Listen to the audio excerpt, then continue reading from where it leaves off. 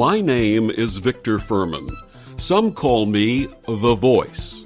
I've always been fascinated with human nature, spirituality, science, and the crossroads at which they meet.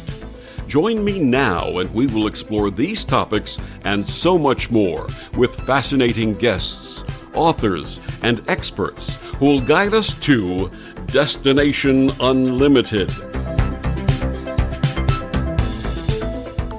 The biblical book of Exodus tells the story of the Israelites escaping slavery under the Pharaoh and being gifted by God with an edible substance from heaven called manna during their 40 years in the desert. Are there personal pharaohs that we need freedom from today, and is there a spiritual manna that will nourish us on our journey?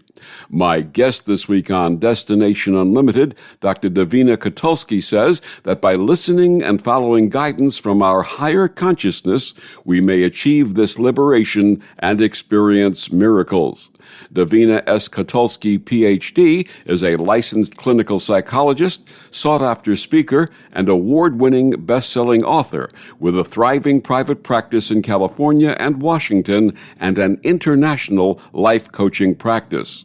She helps clients move through fear, self-doubt, transition, creative blocks, grief, loss, and trauma to become resilient, empowered, and successful individuals. Her website is davinakotulski.com, and she joins me this week to share her path and latest book, The Manna Paradigm Shift, Creating the Consciousness of Abundance and Freedom.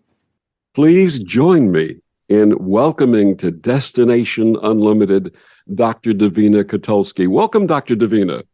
Thank you, Victor. Thanks for having me here today.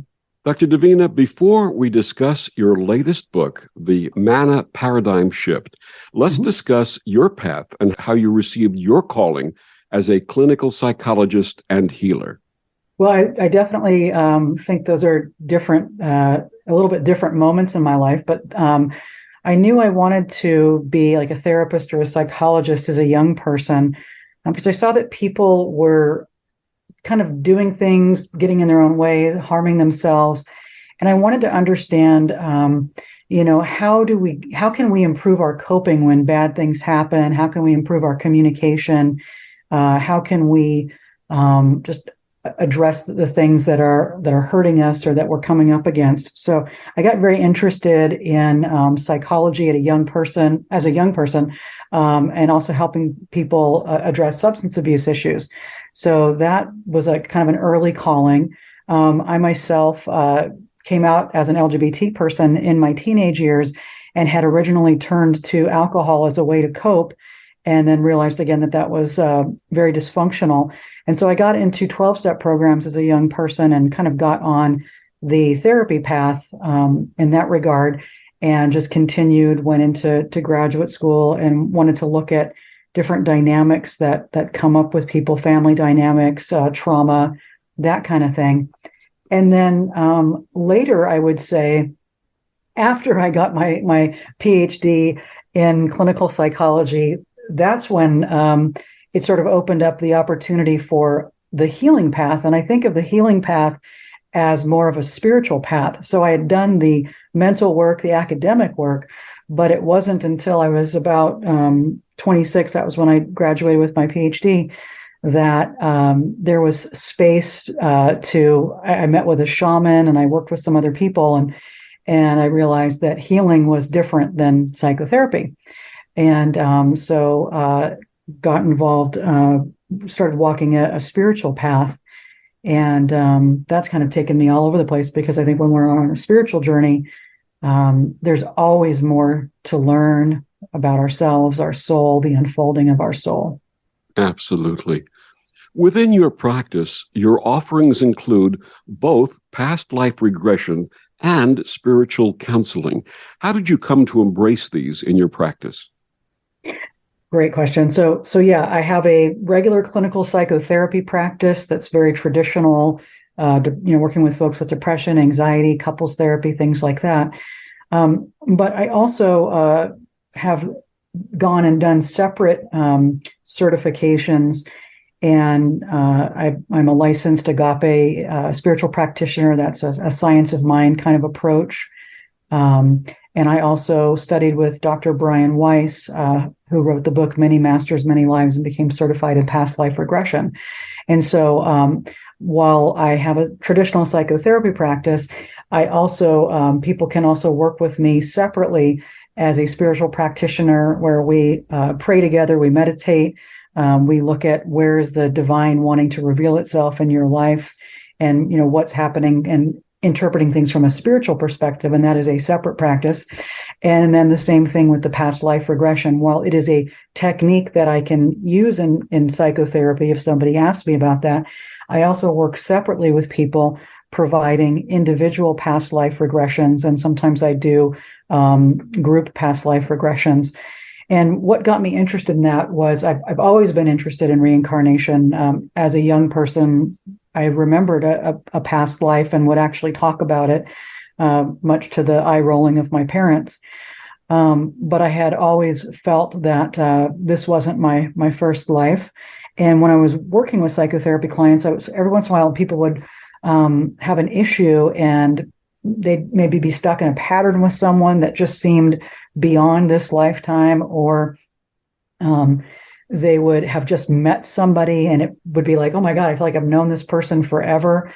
And so I realized that I wanted to learn more about how to work with people and help them connect with past life wisdom. And so I read all of Dr. Weiss's books. They were amazing.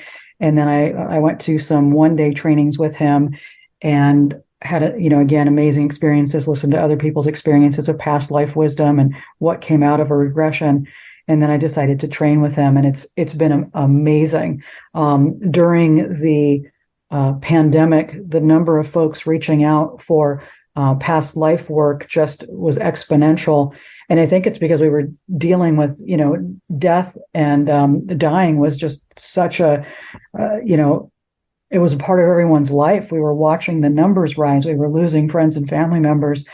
And I think for many, many people, it was bringing up, like, I need to understand what happens when we die. And is there something more? And why am I here? And so during the pandemic, with everyone locked inside, really struggling with issues of death and dying, I ended up doing even more than I was doing before, and took it onto Zoom and was working really with folks around the world, around the globe, addressing these issues and wanting to understand what had happened in previous lifetimes, and kind of understanding issues that were plaguing them, so to speak, in this moment, and what their possible origins were in previous lifetimes. So, they're very different kinds of work. I mean, sometimes there's an overlap. We might have depression that's related to past life stuff, but it's also current life stuff. But it's often, people come to therapy for different reasons than they come to past life regression work, if that makes sense. Absolutely. What is a past life regression session with you like, and what are some of the positive results your clients have experienced? So I utilize so I've trained with Dr. Weiss, and then I've sort of combined several of the scripts and things that he had created to have my own. And I lead people through progressive relaxation to get them very, very relaxed, because part of the process is to be in a deep state of relaxation and focus. And then I take them back to a childhood experience, and we just, whatever comes up for them, we kind of set the intent that their highest self knows what to bring up and what to focus on. So after they're relaxed, we go back to a childhood memory, then we go to the womb, and then we go back to the past life and explore what past life wants to come up, what's happening in it, what's important about it.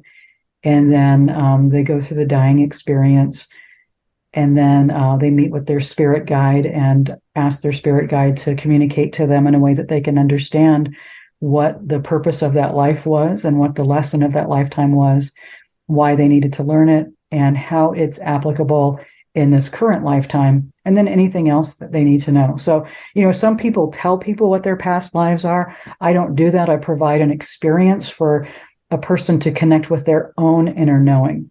And then some people might say, well, how do I know this is real or not? And I say, well, it's not, you don't have to know if it's real or not. We can look at it metaphorically. So you get to decide if it's real or not. And if you have a sense of healthy skepticism about it, that's fine. Let's look at it metaphorically. What is your higher mind sharing with you? Why is it sharing this with you? And how can you take that in and take that lesson, that information, and apply it to where you are in your life right now? And that's very helpful for people.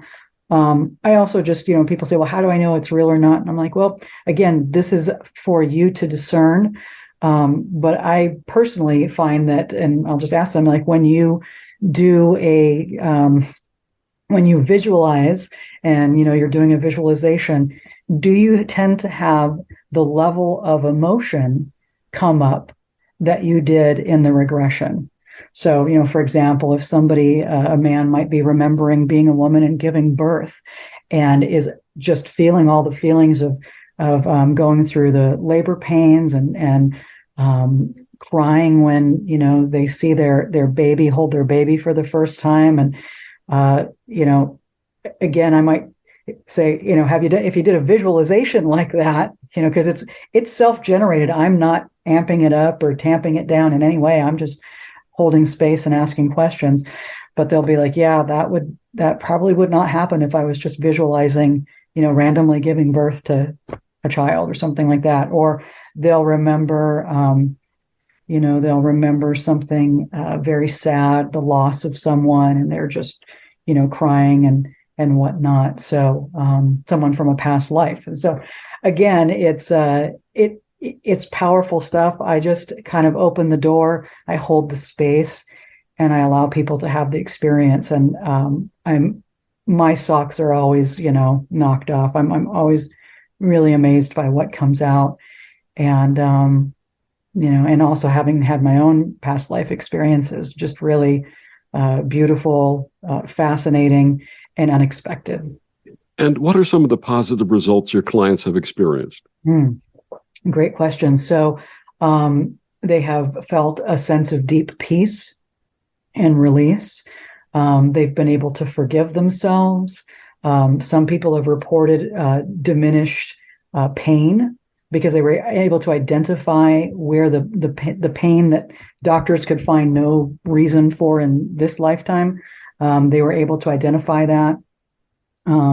They've been able to identify disordered eating patterns because they've remembered when they were starving to death for whatever reason, and so there's like an integration of that.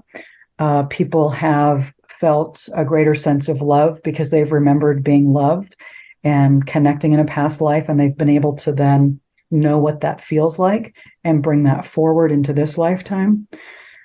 What else? Yeah, just an understanding. Some people have had to look at the fact that I've had several people remember lives where they committed suicide, and it has been a motivator to really focus on getting more help in this lifetime and not going in that direction in this lifetime.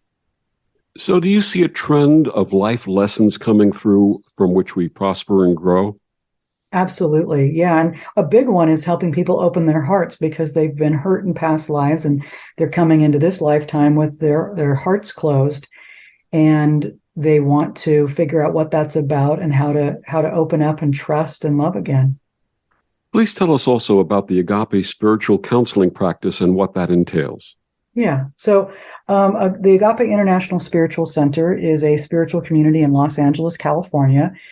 It originally was connected with the Ernest Holmes Religious Science or Science of Mind Centers for Spiritual Living, which are non-denominational kind of New Age spiritual communities throughout the country.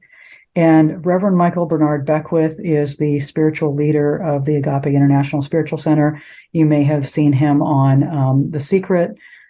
He's written several books, including The Answer Is You and spiritual liberation, and he's been on Oprah multiple times. And so the Agape International Spiritual Center is his baby. He split off from the Centers for Spiritual Living, I think in the 80s, because of his experiences of racial discrimination within the spiritual communities there, and also because he received a calling from Spirit that it was time to create a beloved community similar to the one that Dr. Martin Luther King Jr. had spoken, written about, visioned about. And so similar to the other Centers for Spiritual Living, it's a 5-year program of becoming like a lay spiritual person. They also have, you can become a minister if you do ministerial school, but it's sort of a step below a minister. And what a spiritual practitioner, an Agape spiritual practitioner does is we pray with folks, we do affirmative prayer or spiritual mind treatments. We know the oneness of all of us. We know that each person is created in the image and likeness of the divine, and that each person is created whole, perfect, and complete, and that separation from Spirit is what makes us feel a sense of dis-ease, if you will, not disease, but dis-ease in ourself is when we cut ourselves off from that connection or from knowing our own wholeness and spiritual perfection. So spiritual practitioners, we pray, we do affirmative prayer, we lead meditation, we look at what's showing up in someone's life and try to understand how is this the divine trying to express itself, how what is wanting to be known here, what is wanting to be healed here. Spiritual practitioners can perform weddings, they can provide memorials and celebrations of life, and other kinds of, they can do, spiritual counseling for couples, individuals, premarital counseling, things like that. Wonderful. Your first book, It's Never Too Late to Be Yourself, is a bestseller and was awarded the Nautilus Award, the most prestigious literary award available for personal growth books. What inspired this book, and what do you share with your readers? Thank you. Yeah, so Victor, I wanted to write a book that would basically be kind of like a life coach or a therapist in a book, and that would really take people on a personal journey back to themselves, helping them to listen to their own inner knowing, their inner compass, and, come back, which I think of as your heart, like coming back to your heart's wisdom, your own truth. And not everybody can afford therapy. Not everybody can afford a life coach. So I wanted to create a book that was really the process that I would, take somebody through if I was working with them on it, let's say as their life coach, because I'm also a life coach, did training with the Coaches Training Institute, et cetera. So it's about understanding how we think and how we feel is different. And in Western culture, we often give more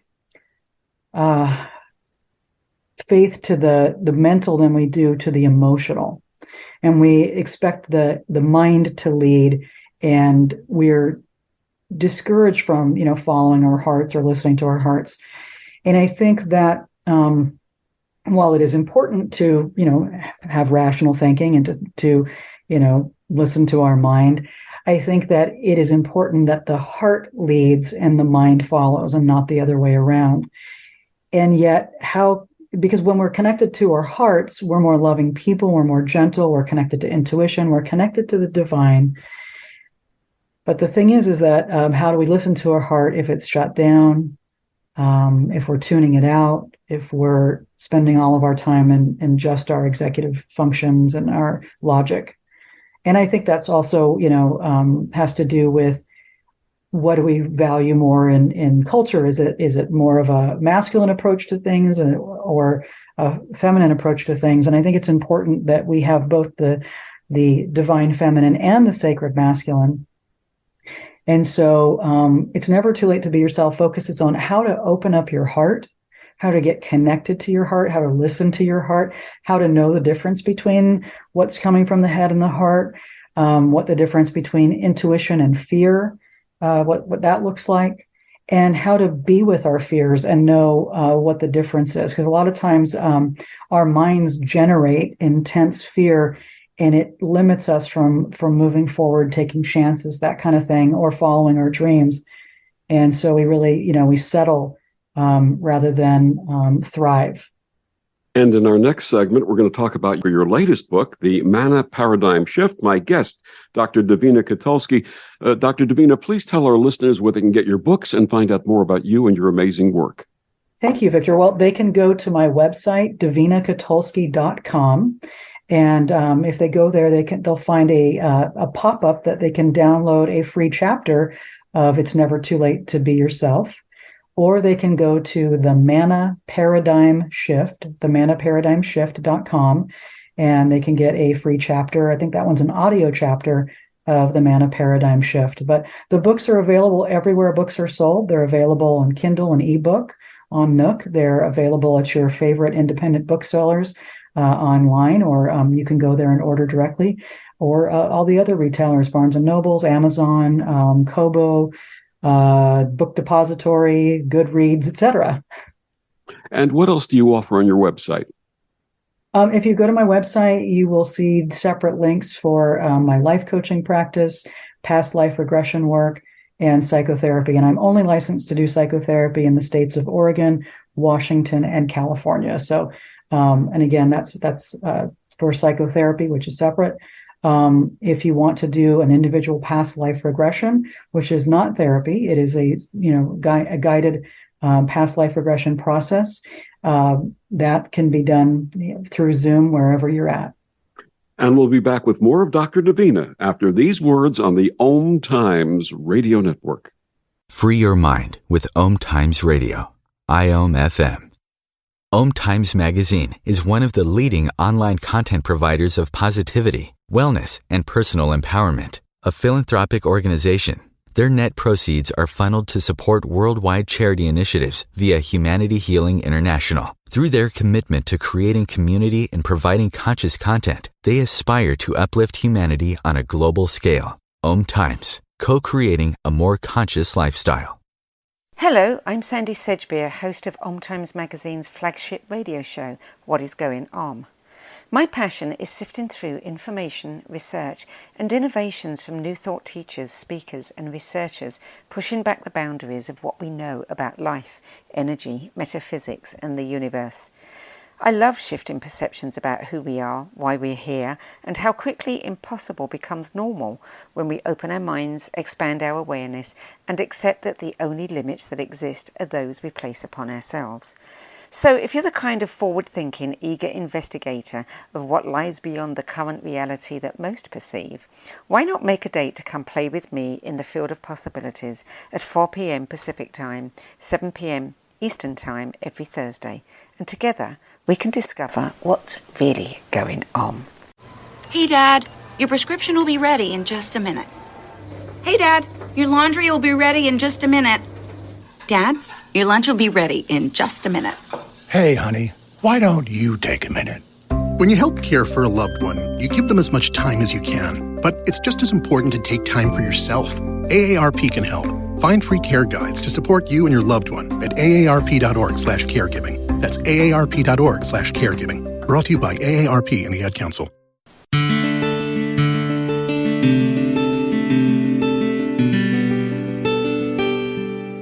Back on Destination Unlimited, my guest this week, Dr. Davina Kotulski, her book, The Manna Paradigm Shift, Creating the Consciousness of Abundance and Freedom.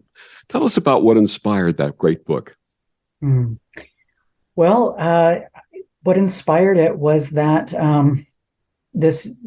it was definitely a divine download, but it was knowing that the universe really does give us what we need when we need it. I'd been through several personal experiences where transitions, things needed to change, and I had to take these leaps of faith.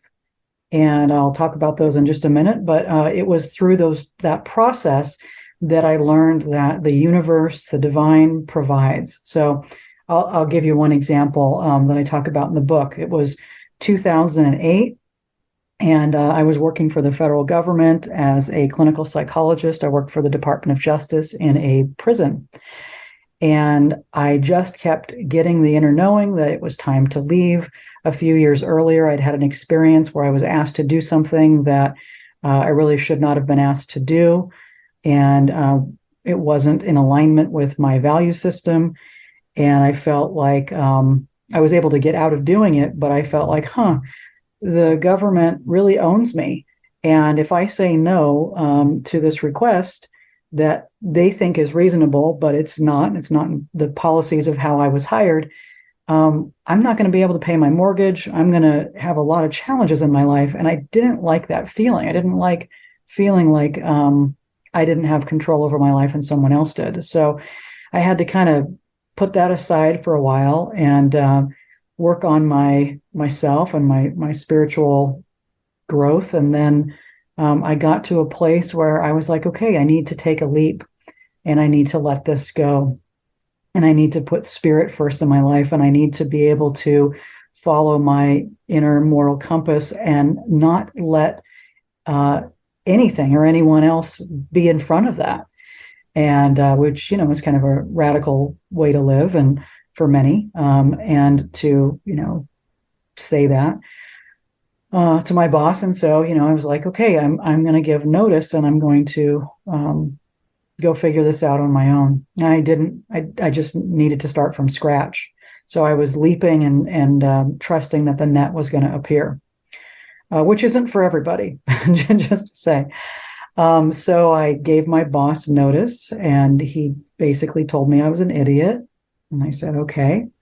And he was like, why would you leave a stable government job where you have all of these benefits? And in 12 years, you can retire and you can get 2/3 of your salary for the rest of your life. And I said, I hear you. And all of those things on paper sound really good. But I knew that this was my one precious life, and that if I was going to stay, it would be I would be compromising my soul's growth and unfoldment. And so I said, I'm going to give you 3 months notice so that there's time to transition all of these other things that I'm doing, but I'm leaving.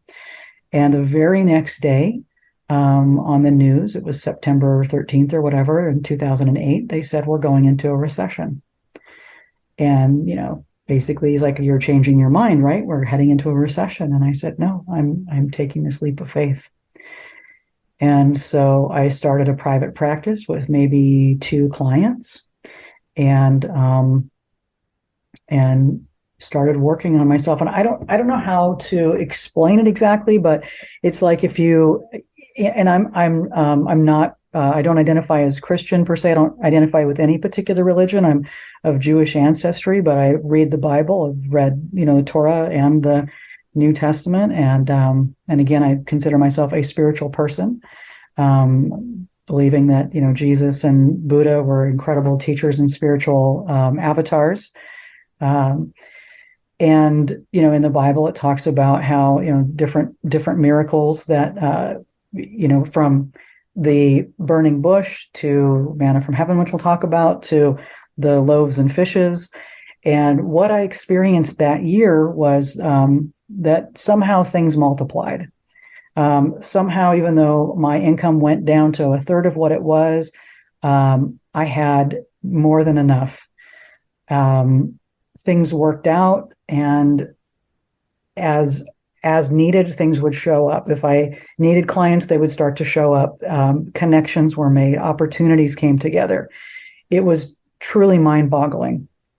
And it not only happened once, but it happened twice. It happened a second time when I moved my practice from the San Francisco Bay Area to Los Angeles. And again, I saw that when you lean into spirit and you're following your truth, and you're listening, the universe gives you what you need. It is scary to trust spirit, and it is powerful. And so, that's what I learned. And I wanted to share that with other people because I saw, both in my psychotherapy practice and in my coaching practice, I saw people who they hated their jobs, or they were in a very abusive or dysfunctional marriage or relationship or situation, and they wanted to make a change. But what held them there, like the golden handcuffs, or the how will I support myself? How will I survive? And it was heartbreaking because people were staying in situations that were absolutely destructive to them, and kept them from thriving or living their dreams or pursuing their art or other ways of being in the world that would be more pro-social and healthier for them and their families. Maybe they wanted to spend more time with their kids, or they wanted to create something that actually had a lot more value to all of us, but it would mean letting go of something that, again, jumping without the net, or just taking that leap of faith. And so I wanted to write a book to help people understand how to do that. How do you trust God? How do you take that leap of faith? And I had heard of the Exodus, and every year at Passover, if you're of Jewish descent, or if you know someone who is of Jewish descent, perhaps you've participated in a Passover Seder. And a Passover Seder is a celebration of liberation and justice over tyranny. And it's in the Old Testament, and it's where Moses has gone out to the desert, and the burning bush is God. God comes to speak to Moses through the burning bush and says, you need to go back and tell Pharaoh to let the slaves, the Israelite slaves, go, the Hebrews go. And there's a lot that could be told about Moses and his stutter, and he was like wanting to reject it and ask my brother Aaron, who's more well-spoken than me, et cetera, et cetera. But Moses went back and said to Pharaoh, let my people go, and Pharaoh said no. And then all the plagues were sent, et cetera. But what happened was eventually Pharaoh said, fine, you all can leave, but you have to leave now with what, just what's on your back. And so the Israelites, or the Hebrews, they fled Egypt, and then they got to the Red Sea, and, they started to curse at Moses. What are you doing? Why did you do this to us? We were comfortable back there. And now we're, here's this Red Sea, and then God parts the Red Sea after, someone started going in and trusting that if God said there was a way would be made. And then basically they're out in the desert for 40 years. But while they're out there, they again start to curse Moses and say, why did you, make us leave Egypt? We were slaves, but we knew where our food was coming from. We knew where our beds were, et cetera.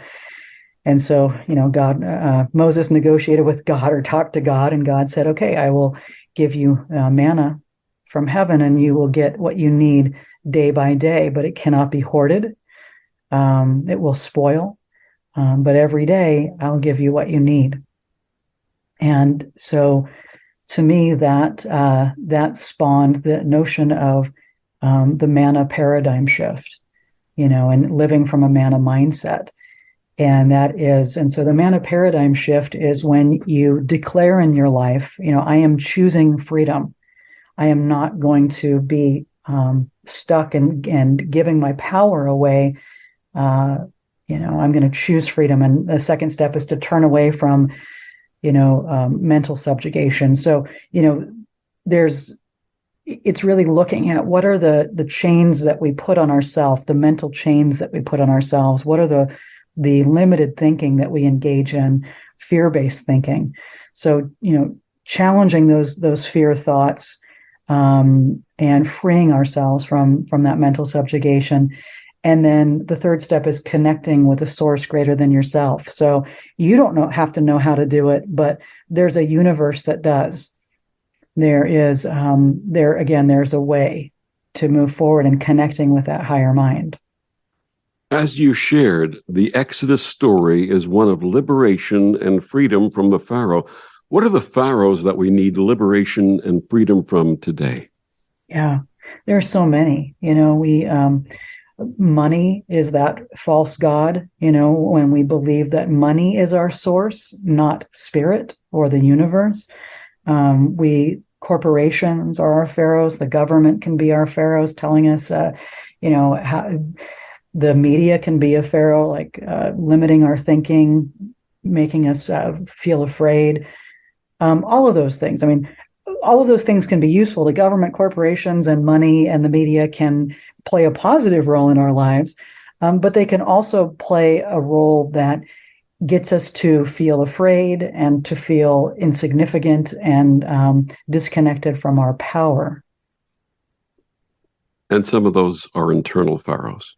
Right. And the term Egypt in Hebrew, the word is Mitzrayim, which means narrow places or constrictions.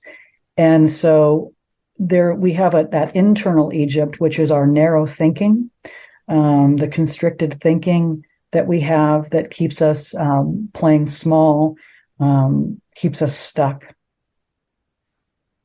In the foreword to the book, you offer the Manna Manifesto. Please share that with our listeners. Yeah, so the Manna Mindset Manifesto is just something you can say to yourself every day, and it goes like this. I choose freedom. I am a sovereign being free from enslavement. I have a direct connection with the source of all life. The universe is my source and sufficiency in all things. All of my needs are met by the universe in perfect timing. I receive manna from heaven daily, and I am grateful. Beautiful. Thank you for sharing that. What are the steps to making the manna paradigm shift? So again, choosing your freedom, making a choice, a conscious choice that you're going to live your life from that place of being a sovereign being, throwing off your mental subjugation and addressing those mental chains, and then aligning yourself with the higher power, the source, and really focusing on creating a manna mindset and staying in manna consciousness. And that is a mindset of positive expectancy, focusing on personal agency, gratitude, and appreciation. And manna is not just money or food. It's a material need like an answered prayer. It's a form of spiritual nourishment. It's what keeps you going. And it's looking for what am I being gifted by life today? What is the opportunity that's showing up for me today? What's going well in my life? What's being connected for me? And so being open to that. And the other piece of it is focusing on, again, living by manna and not by the laws of man. Explain that, please. So, again, we want to focus on that we are spiritual beings first, and that we have the power to attract positive energy and positive experiences into our lives, and to connect with a higher mind that is all, omnipotent, omniscient, omnipresent, omniactive. And that when we focus on gratitude and appreciation, when we trust ourselves and others in the world, we are creating an elevated consciousness that is beyond the consciousness of the everyday. But it takes energy, it takes focus. We've got to train our minds to get there. And that when we keep going back to that, we are living in a more spiritual, a higher vibration, if you will.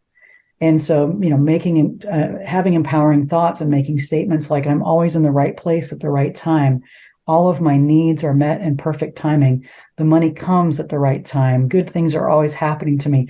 Focusing on those kinds of things and taking your focus away from the news, for example. So like when in 2009, while we were in the middle of this recession, I was thriving.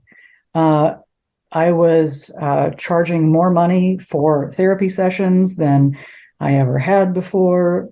I was getting clients. People were coming to me. They were wanting to work with me. And I went to a party, and this guy had just started his practice, and he was, talking about, he was almost doing therapy for free because no one wanted to pay. He couldn't start a practice, and, nothing was working out. And that wasn't and he was like, this recession. And I was like, well, that's not my experience. And I think part of why it wasn't my experience was during that time, I was, when I had left the prison, I was focusing on my consciousness. I was listening to Tony Robbins tapes. I was doing my spiritual practices, meditating. And I remember Tony Robbins specifically talking about a recession that took place in 1992. I had never even heard of a recession before. And yet that was when I was in graduate school and studying, and, it didn't even register on it didn't even blip on my screen. And what I realized was that whatever we give our power to grows. And so you can focus on the, race consciousness of like, what are we focused on? What are our worries about as a planet? What are we all focused on, and generate more of that? Or you can focus on thriving and freedom and creating beauty and joy and love in the world, and you'll create that. Or you can focus on how it's all going to hell, and you'll create more of that. I'm not saying those things won't still happen, but again, how we, if our ability to live in an elevated state and raise our vibration and to change our thoughts really does change our experience. My guest is Dr. Davina Kotulski. Her book, The Manna Paradigm Shift. We'll be back with more after these words on the OMTimes Radio Network. Humanity Healing International is a small nonprofit with a big dream. Since 2007, HHI has been working tirelessly to bring help to communities with little or no hope. Our projects are not broad mandates, nor are they overnight solutions, but they bring the reassurance that no one is alone and that someone cares. To learn more, please visit humanityhealing.org. Humanity Healing is where your heart is. Imagine yourself being transported to India, to the banks of the Ganga and an ashram in Rishikesh. Visualize that you are welcome to satsang with an American sannyasi who shares the wisdom of her guru. Your visualization has manifested. Join Sattvi Bhagawati Saraswati for inspiration and transformation every Thursday at 11 a.m. Eastern on OMTimes Radio. If I could be you, and you could be me, for just 1 hour. if you could find a way, To get inside. each other's mind. walk a mile in my shoes. Walk a mile in my shoes. Walk a mile in my shoes. We've all felt left out, and for some, that feeling lasts more than a moment. We can change that. Learn how at belongingbeginswithus.org. Brought to you by the Ad Council. Walk a mile in my shoes. Grab a cup of tea or a glass of wine and tune in for Inspired Conversations with publisher Linda Joy on Tuesdays at 2 p.m. Eastern. Linda creates sacred space for leading female luminaries, empowering authors, heart-centered female entrepreneurs, coaches, and healers. A soulful venue where guests openly share the fears and obstacles they've overcome, wisdom and lessons learned, and the personal journey that led them to the transformational work they do in the world. Inspired Conversations to empower you on your path to authentic, soulful living. So I'm a cat, and I just moved in with this new human, and she's got this little toy she's always playing with, all day long. Tap, tap, tap, tap, bloop, bloop. She can't put it down. There it is. Oh, and get this. She even talks to it. Last week, she asked it for Chinese, and guess what? Egg rolls showed up. Like magic. Humans have cool toys. A person is the best thing to happen to a shelter pet. Be that person. Adopt. Brought to you by the Ad Council and the ShelterPetProject.org.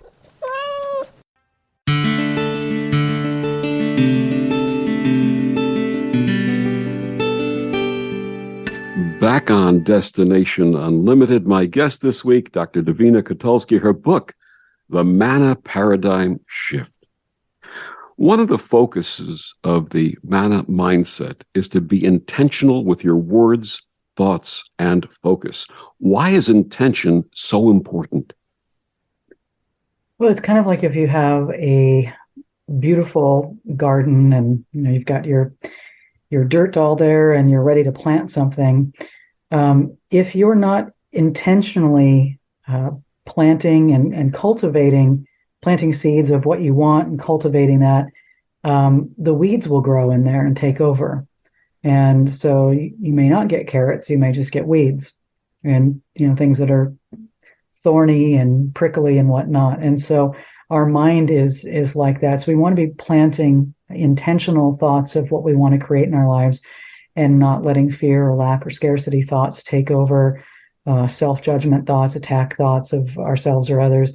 When we allow those thoughts to grow, it just creates chaos in our lives. But when we intentionally plant seeds of abundance, of love, of freedom, of trust, of beauty, then again, we are we're designing our life with intention. It's out picturing in a way that is a life of intention. Someone said energy flows where intention goes. Yes. Yes. You also say in the Manna mindset that we should expect miracles. How may we recognize them? Yeah, so miracles can be small things like a change of perception, or they can be synchronicities that show up in our lives. Again, the miracle of manna is that it's answered prayer. It's things showing up just when we need it. So, for example, when I was out on the road doing a book tour with It's Never Too Late to Be Yourself and leading workshops, one of the participants shared that her husband had died, and she had been saddled with enormous bills that maybe over $100,000 worth of bills, and she had no idea how she was going to pay them. And she shared that she had put them aside and prayed over them, every day for answers and to get help with this. And I'm not going to remember this exactly. It is in the book.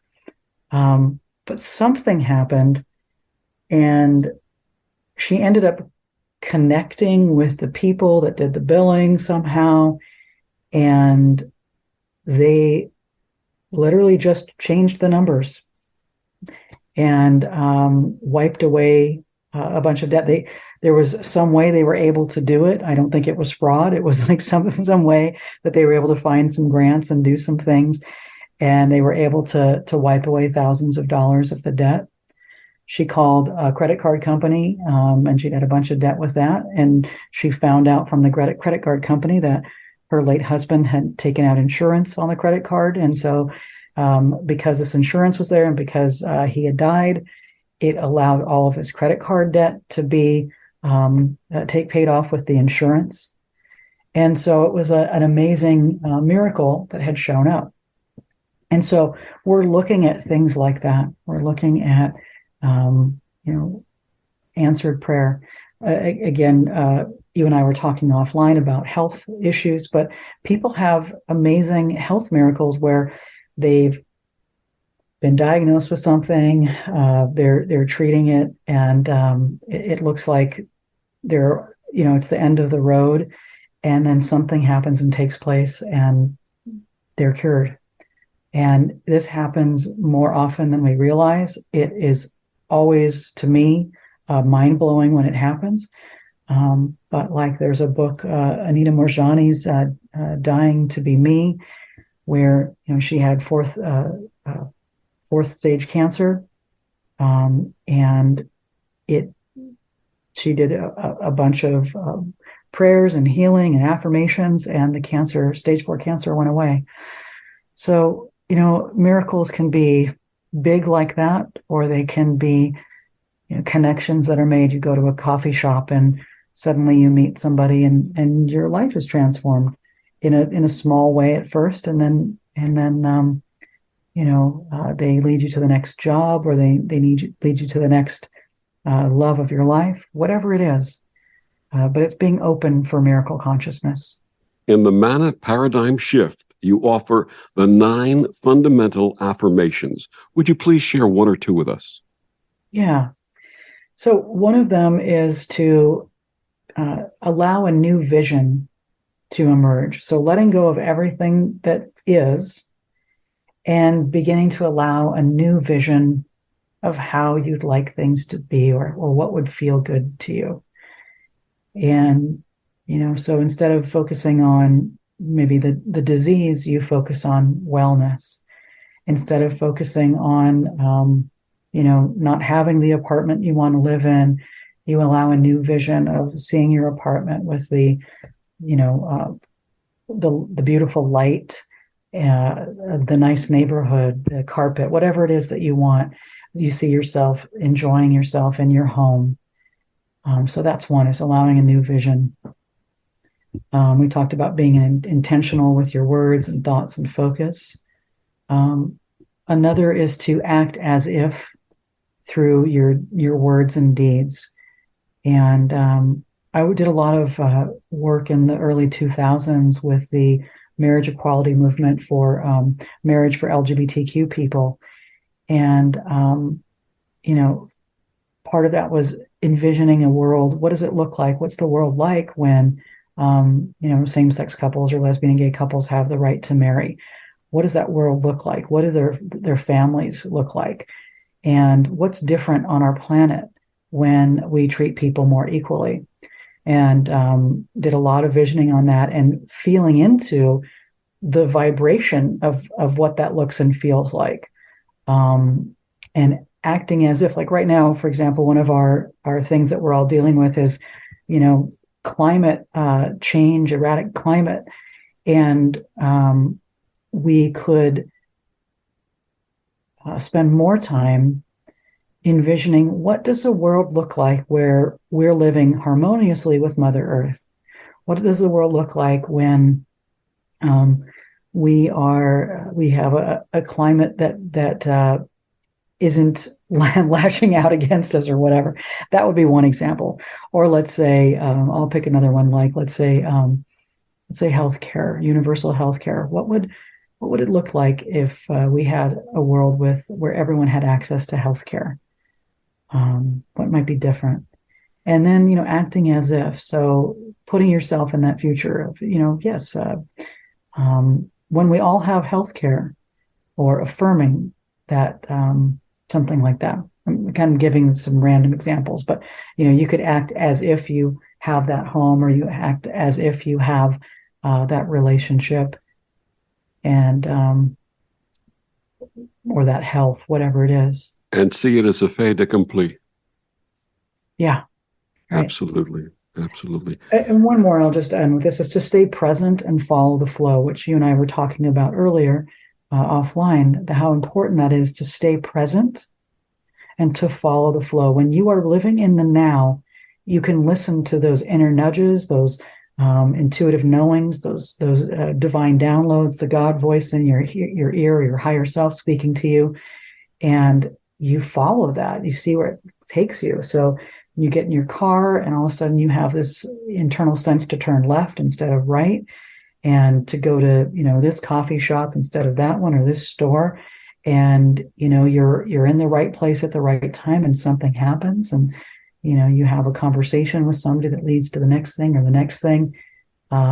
These are experiments that you can try in your own life, but when you're in the present, you're open to that divine wisdom to guide you. Absolutely. What would you like readers to take away from the Manna paradigm shift?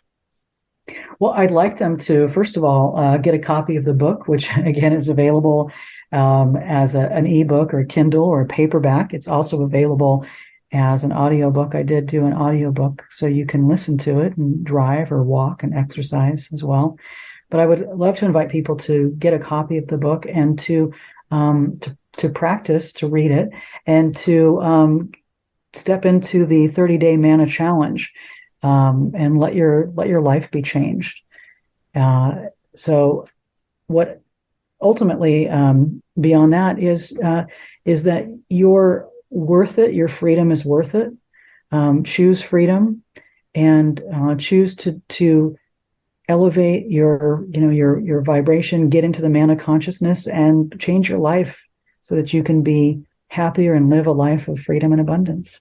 My guest, Dr. Davina Kotulski, her book, The Manna Paradigm Shift, Creating the Consciousness of Abundance and Freedom. Dr. Davina, please, one more time, tell our listeners where they can get your books and find out more about you and your amazing work. So thank you, Victor. You can go to my website, Davina, Davina, Kotulski, KOTULSKI.com. And there you can read more about what I do and download a free chapter of It's Never Too Late to Be Yourself. You can also go to the mannaparadigmshift.com. That's the mannaparadigmshift.com. And you can download a free audio chapter of the Manna Paradigm Shift book. And on your website, what else do you offer? And on the website, you can find more information about past life regression, the books, spiritual counseling, life coaching, or psychotherapy. Dr. Davina, thank you so much for joining us and sharing your experience and wisdom in this wonderful work that you do with our listeners. Thank you so much, Victor. Thanks for having me. I appreciate it. And thank you for joining us on Destination Unlimited. I'm Victor, the Voice Fuhrman. Have a wonderful week.